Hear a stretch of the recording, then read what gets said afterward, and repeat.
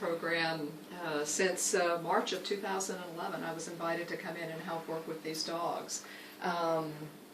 Basically, what we tried to do is at Southeastern Guide Dogs, the primary focus is to develop world-class guide dogs. But those dogs, it's not cut out for every dog. Not every dog has the strict qualifications that are required to be a guide dog.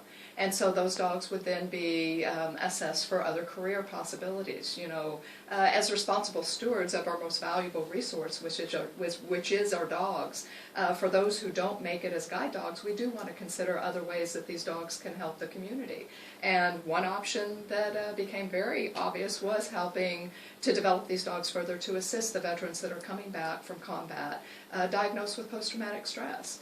And so the dogs that are assessed and are deemed suitable for the Veteran Service Dog Program are dogs that have to have the qualities of being able to connect with the veteran.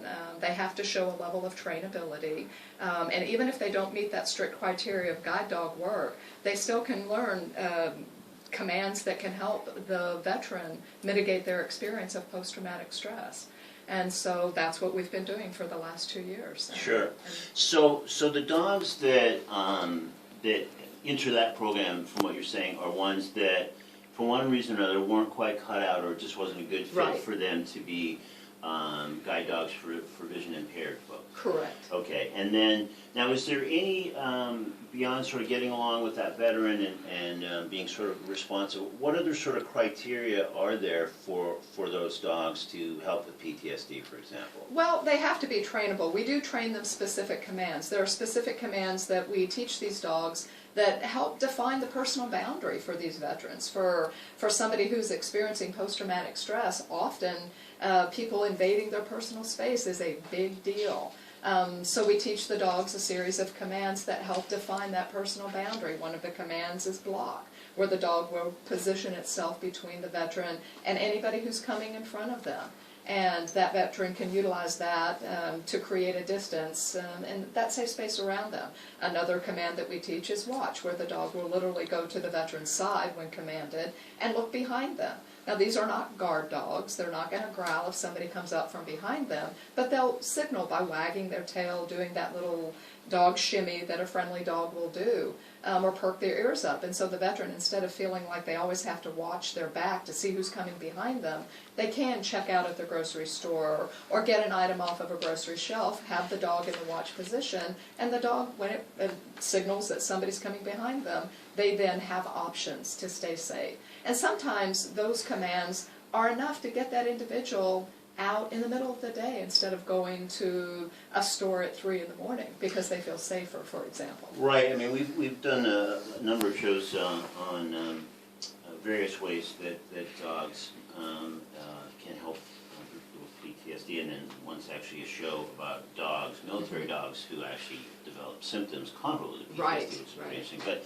so from that, I think it's pretty clear that one of the things that's often very difficult for people experiencing PTSD is that crowds being out and about is a huge challenge. So the block command and some of the things you just described, I mean, does that really make it sufficient enough, easier enough for people to go out and with those dogs kind of in tow to sort of pave the way and make sure, like you say, nobody's coming up from behind? Well, they do, and the dog itself, just by its very nature and the fact that it is trained, it is well behaved in public, can act and serve as a grounding for that veteran.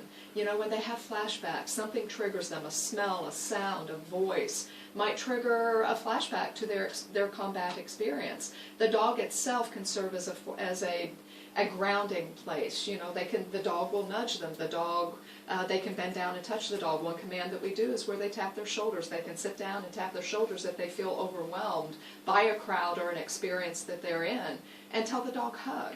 And while people think, oh, that's a feel-good command, it really isn't. It's a grounding command that when they hold on to that dog, they're in the present, and they can just exhale and hold on until that moment passes, sort until of a that calming, experience passes. calming exercise, yeah. The feedback's been incredible. What winds up happening in that situation is you start concentrating on that dog, that physical element that's in front of you. You feel the dog's fur, you feel the dog's heartbeat, and it refocuses your attention off the stress and anxiety that Right.